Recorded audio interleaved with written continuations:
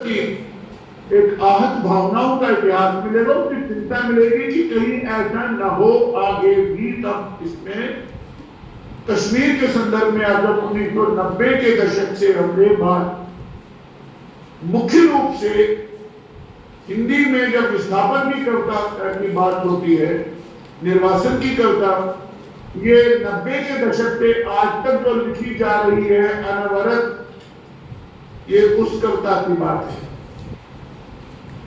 और ये उस कविता की इसलिए है कि दुर्भाग्य से, राजनीतिक कारणों से, पूर्वाक्रमों दुराक्रमों से या अन्य कारणों से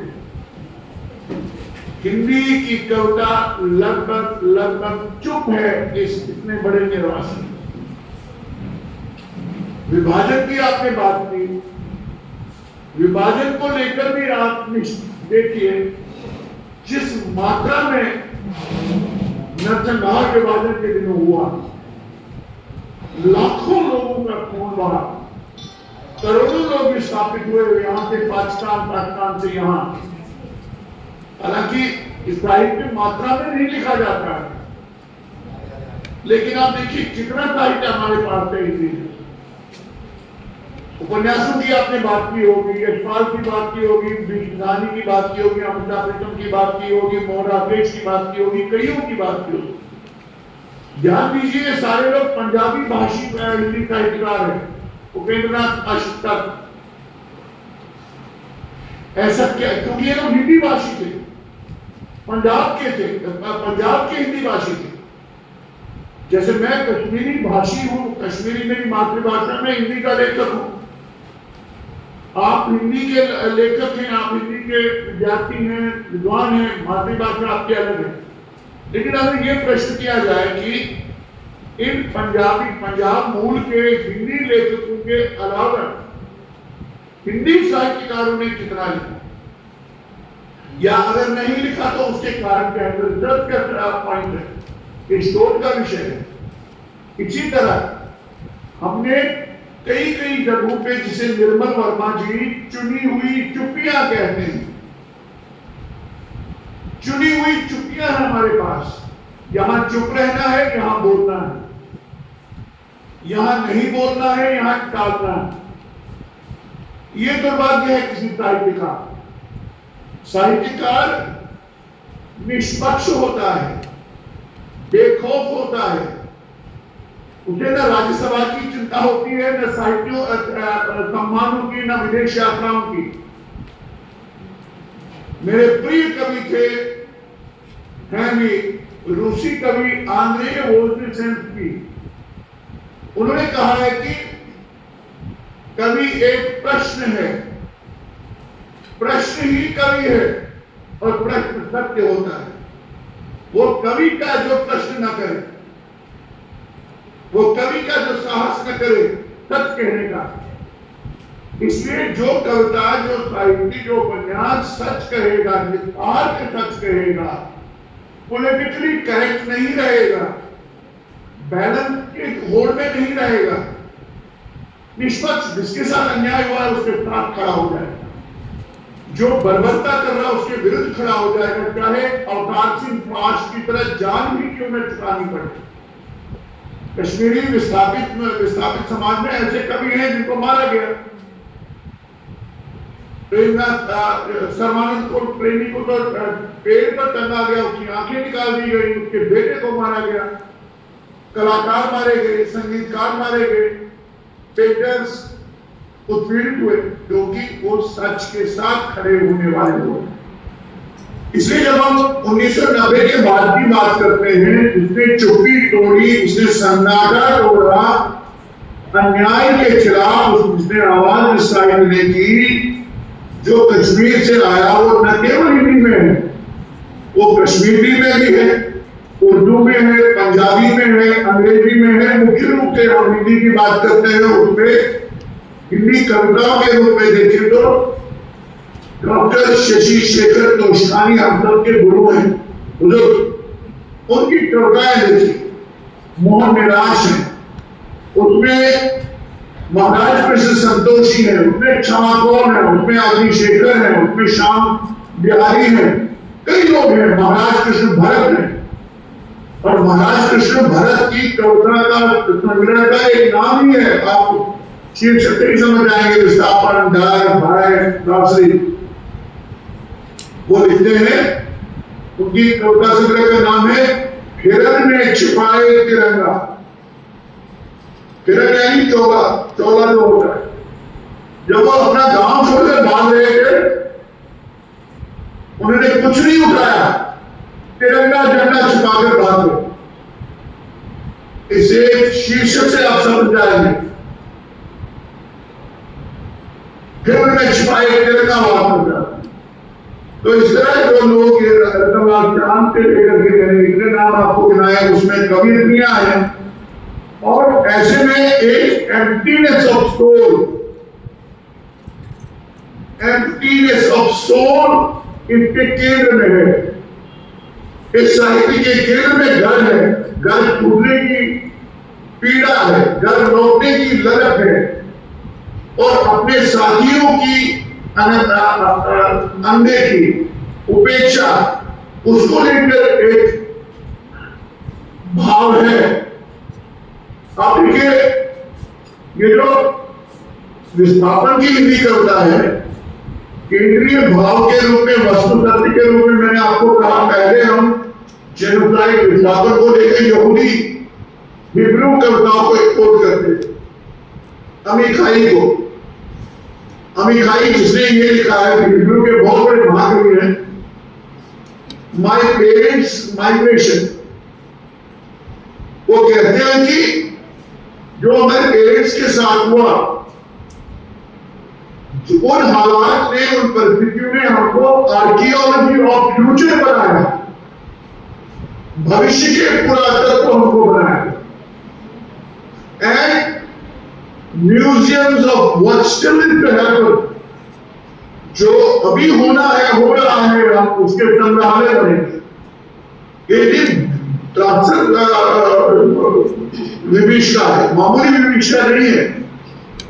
आर्थिक कारण हो सकते हैं, विस्थापन के, नौकरी के चलते आपके दक्षिण से उत्तर में कई लोग हैं, हजारों लोग हैं, लाखों लोग हैं, उत्तर के लोग वहां हैं। ये आर्थिक बाध्यताएं होती हैं, प्राकृतिक आपदाएं होती हैं, उस कारण से विस्थापन होता है। पहाड़ के पहाड़ धस रहे हैं अभी उधर, आप जोशीमठ की समाचार सुन रहे हैं। वो प्राकृतिक आपदाएं हैं जो मानवी करते हैं, हम कुछ हमारे पाप है, कुछ प्रकृति का प्रकोप है। आपके यहाँ कुछ वर्ष में सुनामी आई, ये प्राकृतिक है, उससे विस्थापन होंगे, विकास से विस्थापन होते हैं। लेकिन जब एक युद्ध से विस्थापन होते हैं, लेकिन जब विस्थापन के पीछे एक राजनीति हो, एक घृणा की राजनीति हो, आपको अन्य माना जाए, अधीन का कॉन्सेप्ट हो, वी डोंट वांट यू। हमारे साथ ऐसा हुआ, और जब हमारे साथ ऐसा हुआ तो हम सोच भी नहीं सकते थे। हमारी भाषा एक, हमारी एथनिसिटी एक, हमारे इतिहास एक, हमारा भूगोल एक, हमारा सब कुछ एक। तो ये जो राजनीतिक कारण आते हैं, इसमें पाकिस्तान का हाथ है, पाकिस्तान का पीछे रहा, और अपने देश के सरकारों की नालायकी उसके पीछे है। सरकारें अपने लोगों को बचा नहीं सकी, लाखों के लाखों लोग बाहर कर दिए गए, और इस देश में पत्ता तक नहीं बोला, हिला तक नहीं, जो कि मौत मैंने कहा, चुनी हुई चुपियां रखी गई। ऐसे में उन चुपियों को तोड़ता हुआ साहित्य जब आपके सामने आता है, उसमें आप देखिए महाराज कृष्ण संतोषी बड़े अच्छे कवि हैं, बड़े कवि हैं, और एक जगह अपनी कविता में स्लेट पर लिखी किसी बच्चे की इबारत नहीं हूं मैं, स्लेट पर लिखी किसी बच्चे की इबारत नहीं हूं मैं, कि जब चाहा पहुंच दिया जाए, या वो कहते हैं भाषा से लिबास तक मैं हमेशा स्वयं को छिपाता रहा हूं। अब कल्पना करिए उस माहौल, उस वातावरण की, जो वातावरण आपको विस्थापन में धकेलता है। भाषा से निवास कर आप अपने को छिपाते हैं, अपनी अस्मिता को छिपाते, आप अपनी अस्मिता से डर जाते हैं। या उनकी एक कविता पंक्ति है, उन्होंने हत्याएं की पर हत्यारे नहीं कहलाए, उन्होंने हत्याएं की पर हत्यारे नहीं कहलाए। कभी कभी इतिहास हत्यारों का कितना मान बढ़ाता है। तो ऐसे में जब कितना मौन हो कविता चीखने लगती है। शशि शेखर तोषरानी वरिष्ठ कवि कहते हैं, हमारे मौन के धमाके से भला कोई धमाका नहीं होगा। ये शशि जी की कविता है, हमारे मौन के धमाके से भला कोई धमाका नहीं होगा। कत्लगाहों के नक्शे में हमारे सिर, कत्लगाहों के नक्शे में हमारे सिर रखे जा रहे हैं मील के निशानों की तरह। इतनी बड़ी त्रासदी में जब आपको घर छोड़ना पड़ रहा है, जब आप निकल रहे हो, उस क्षण की एक कविता पड़ती है वही, जब मैं चला तो घड़ी मेरे पीछे पीछे चली आ रही दूर तक। जब मैं चला तो घड़ी मेरे पीछे पीछे चली आ रही दूर तक चुपचाप। लेकिन जब मैंने विदा कहने के लिए मुड़कर देखा, गली कीचड़ बनकर मेरे पैरों से लिपट गई। कोई अपनी मातृभूमि नहीं छोड़ना चाहता, कोई अपनी मिट्टी में, अपना गांव, अपनी, जब मैं विदा करने के लिए पीछे मुड़ा तो मेरी मिट्टी, मेरी गली कीचड़ बनकर मेरे पैरों में नीचे पड़ गई। और क्योंकि कश्मीर के संदर्भ में कहें तो ये पहला विस्थापन नहीं है, और विस्थापन हुआ जो मुख्य रूप से भारतीय जीवन आदर्शों में आस्था के कारण हम दंडित हुए।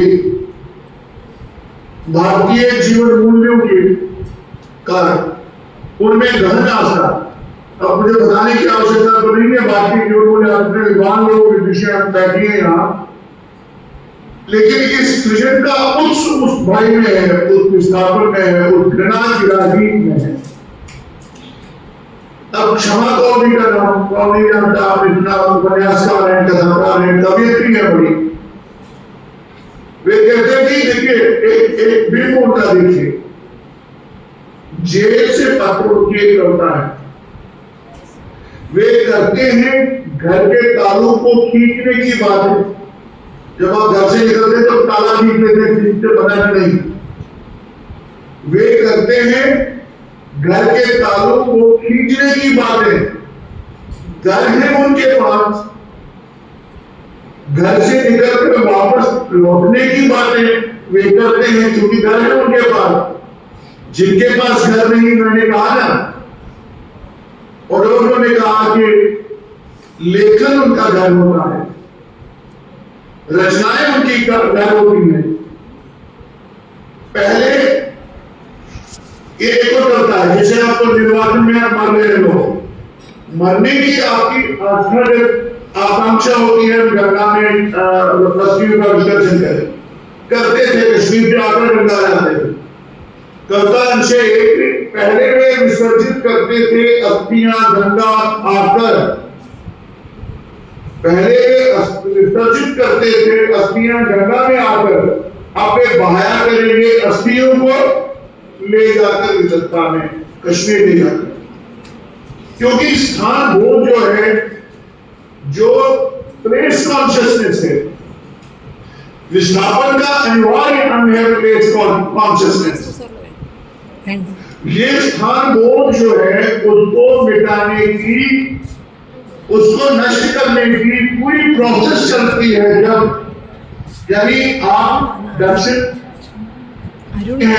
क्रांति कानून जो श्रीनगर है अपने में, ये महाराजा अशोक का बताया हुआ श्रीनगरी है, श्री विद्या का केंद्र है। अब अगर इनके नाम ही बदले जाए, शंकराचार्य पर्वत को कोहे सुलेमान कहा जाए, तो सारी संस्कृति, सारा इतिहास, सारी परंपरा, सारी निरंतरता आपकी खत्म हो जाती है। श्रीनगर के आधे हिस्से का नाम जब श्रीनगरी से छोड़ करके उसका नाम शहर खास कर दिया गया, तो सारी संस्कृति, सारा निरंतरता आपकी खत्म होगी। तो इसे कल्चरल जेनोसाइड कहते हैं। ये विस्थापन का एक बहुत बड़ा हिस्सा होता है।